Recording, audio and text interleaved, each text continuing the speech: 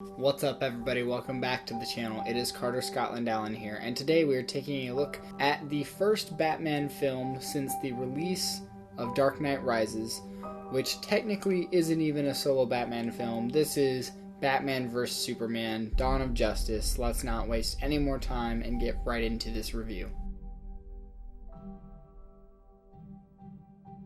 Batman vs. Superman Dawn of Justice was the first Batman film released since The Dark Knight Rises. This is Batman vs. Superman Dawn of Justice, released in 2016, directed by Zack Snyder, written by Chris Terrio and David S. Goyer, and starring Ben Affleck as Bruce Wayne, Batman himself, and Henry Cavill once again back as Superman, the Man of Steel. It's been nearly 2 years since Superman's colossal battle with Zod devastated the city of Metropolis. The loss of life and collateral damage left many feeling angry and helpless, including crime-fighting billionaire Bruce Wayne. Convinced that Superman is now a threat to humanity, Batman embarks on a personal vendetta to end his reign on Earth, while the conniving Lex Luthor launches his own crusade against the Man of Steel.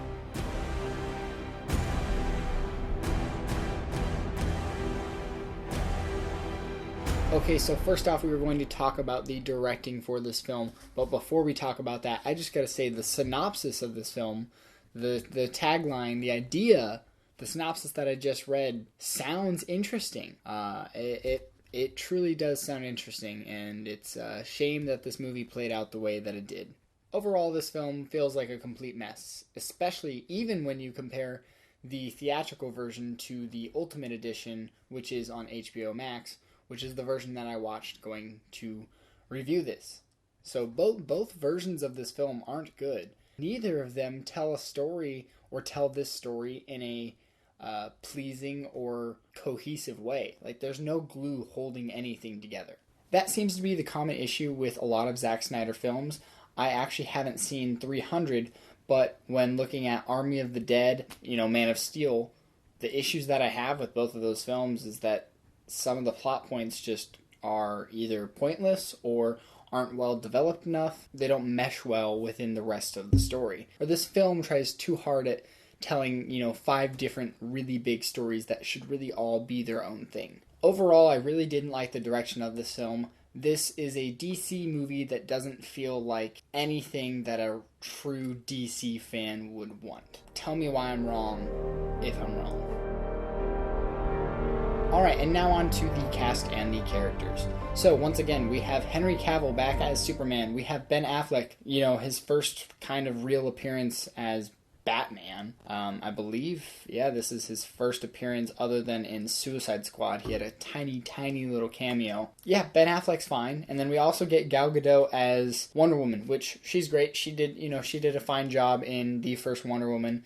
The second Wonder Woman film is just not good. That's not her fault. But as for the cast of this film, overall, everyone did a really good job with what they had. The story was shit. The script was shit. Overall, the film wasn't going to be good to begin with. There were too many storylines, like I said before. The only character that I truly, absolutely hated was Jesse Eisenberg's Lex Luthor, and that is no part to Jesse Eisenberg. From what I've heard, he was doing the role exactly as he was told, and it didn't translate. It didn't work. And so I guess, you could say, credit to trying something new, but we've never really had a very menacing Lex Luthor on screen, so why not give us the one that we know and want? Yeah, other than that, the casting was fine.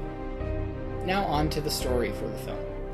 Like I said earlier, this film tries to combine 5 or 6 different storylines, and they're pretty major storylines, into one film. So we have the death of Superman, the formation or the starting formation of the Justice League. We have Lex Luthor being introduced as Superman's main nemesis. We have Lex Luthor kind of forming the Legion of Doom. We have the introduction of Steppenwolf for, the lead up to Justice League. And then on top of that, you have the title, the conflict between Batman and Superman. So that's 6 really big, important things for this universe that felt like they should have been spread across, maybe 6 movies total. Like I said, it's too much. It's too much in a film that doesn't visually make you want to enjoy the ride. I was gonna say, honestly, the only scene that truly really worked for me out of all of those 6 major storylines was the scene of Superman's funeral. And even then, it wasn't anything super spectacular. You know, they had the little dust rumble, which is fine. Obviously, you know, Superman's not dead, but it just felt rushed. Yeah, everything about this film felt rushed. On top of that, the fight scene between Superman and Batman was a complete letdown. It did not feel like this big grand fight between 2 heroes that we've known for years and years and years. Like, this is supposed to be something that you have fans roaring for, you know, whenever Batman's hitting, and roaring for whenever Superman's beating the shit out of Batman. And that's not the experience that I had with this film. And I just didn't care either side. I was just like, I'm not attached to either of these versions of these characters. And that's really not any fault to the actors. The only thing, you know, I think Ben Affleck is just a little bit too old, and I think he's a little bit too bulky for the role of Batman. I did like the actual costume, the gray suit, which we'll talk about in the cinematography later. So yeah, their big grand battle was not great. The fight scene with Doomsday was not great at all. So the fight between our 2 heroes was really not good at all. It wasn't engaging. And then on top of that, the warehouse scene, it was great. Everybody talks about it. It was great. But it's not great for a Batman film.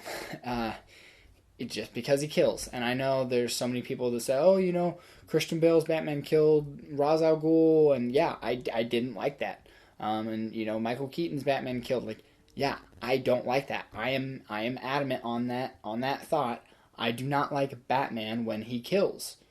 So seeing Ben Affleck's Batman use a gun, use machine guns on his Batmobile is really upsetting. Like, it just wasn't Batman to me. The costume was there, but nothing about the character said Batman. And even Bruce Wayne was just a little bad. Now on to the cinematography. Overall, it was okay. It was fine. There was, you know, I'm sure the technical aspect, everything was probably, you know, great, and the visual effects, like the actual CGI, most of the time was very just, it looked like an action film, looked like a superhero film, and not like it looked bad. It just didn't look like anything new. It didn't have anything new to show. Everything that it was trying to show wasn't that interesting. This movie's hard to watch because there's not much for me personally to grab onto. And I don't know why people grab onto this film. So it makes it even harder because I'm confused at what people are latching on to. I like the design of Gotham City, even though you only see a few shots here and there. The cinematography of Gotham overall was fine.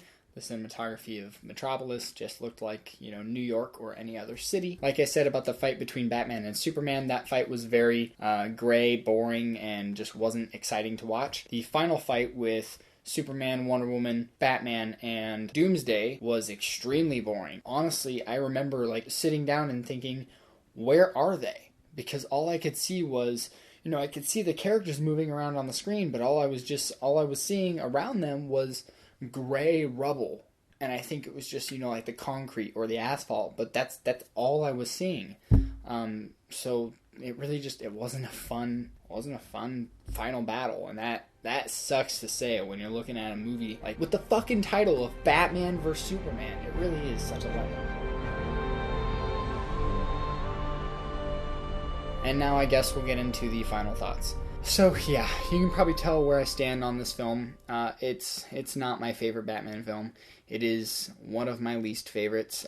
If you can even consider this a Batman film, I get it. It has Batman in the title. But overall, this 2.5, I think, maybe 3-hour film on the Ultimate Edition, it's just not, it doesn't have the essence of Batman. And so many people say, oh yeah, this is like the best Bruce Wayne. I'm like, some of the dialogue might be Bruce Wayne-esque, but he doesn't interact really with anybody other than Alfred as Bruce Wayne. I mean, he's got his running sequence in the very opening, which is just, it's fine. I don't know. Overall, this film is just okay.